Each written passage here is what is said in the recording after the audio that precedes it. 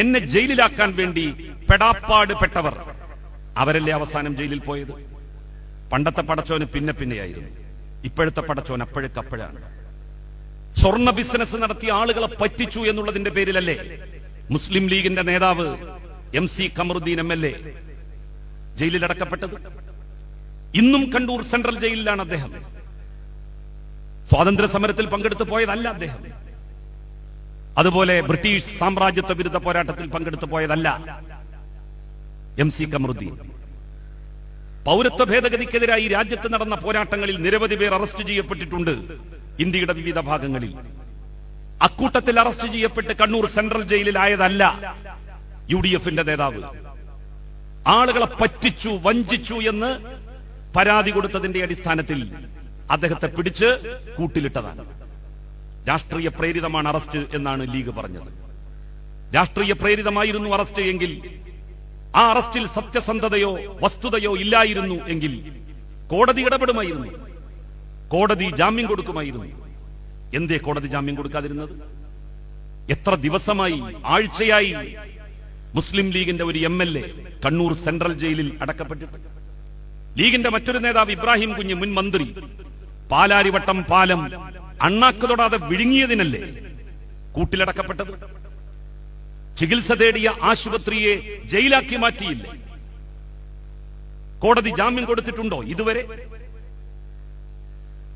മറ്റൊരു ലീഗ് നേതാവ്, UDF നേതാവ്, ഘോരഘോരം പ്രസംഗിക്കുന്ന നേതാവ്, അനധികൃത സമ്പാദ്യത്തിന്റെ പേരിൽ അത് ഉപയോഗിച്ചുകൊണ്ട് മണിമാളിക പണിതതിന്റെ പേരിൽ ജയിലിലേക്കുള്ള വഴിയിലല്ലേ?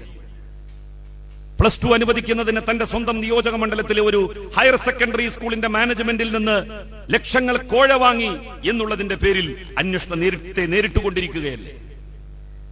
നമ്മൾ ആരെങ്കിലും അങ്ങനെ അന്വേഷണത്തെ നേരിടുന്നുണ്ടോ? അന്വേഷിച്ചില്ലേ കേന്ദ്ര അന്വേഷണ ഏജൻസികൾ?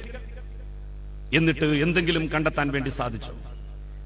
ഒന്നും കണ്ടെത്താൻ ആർക്കും കഴിയില്ല കൂട്ടരെ.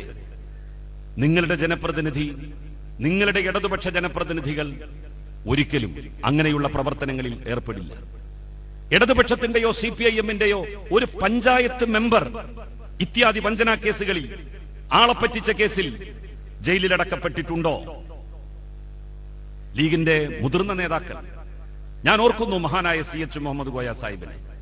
1967 സഖാവ് EMS-ന്റെ നേതൃത്വത്തിലുള്ള സർക്കാരിൽ 2 മന്ത്രിമാരായി മുസ്ലിം ലീഗിന്റെ, CH മുഹമ്മദ് കോയ സാഹിബും മുഹമ്മദ് കുരിക്കളും.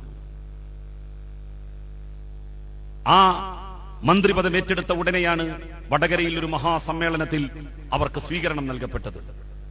അന്ന് CH ആയിരക്കണക്കിന് വരുന്ന തന്റെ പാർട്ടി അനുയായികളെ സാക്ഷിയാക്കി പ്രഖ്യാപിച്ചു, ഞങ്ങളെക്കുറിച്ച് കഴിവുകെട്ടവർ എന്ന് നിങ്ങൾ നാളെ പറഞ്ഞു കേട്ടേക്കാം, ഞങ്ങളെക്കുറിച്ച് പ്രാപ്തിയില്ലാത്തവർ എന്ന് ഒരുപക്ഷെ കാലം വിധി എഴുതിയേക്കാം, എന്നാൽ ഞങ്ങളെക്കുറിച്ച് ഒരിക്കലും അഴിമതിക്കാരെന്നോ ആളുകളെ പറ്റിച്ചും വഞ്ചിച്ചും ചതിച്ചും പണമുണ്ടാക്കിയവരെന്നോ ആരും പറഞ്ഞു കേൾക്കേണ്ടി വരില്ല.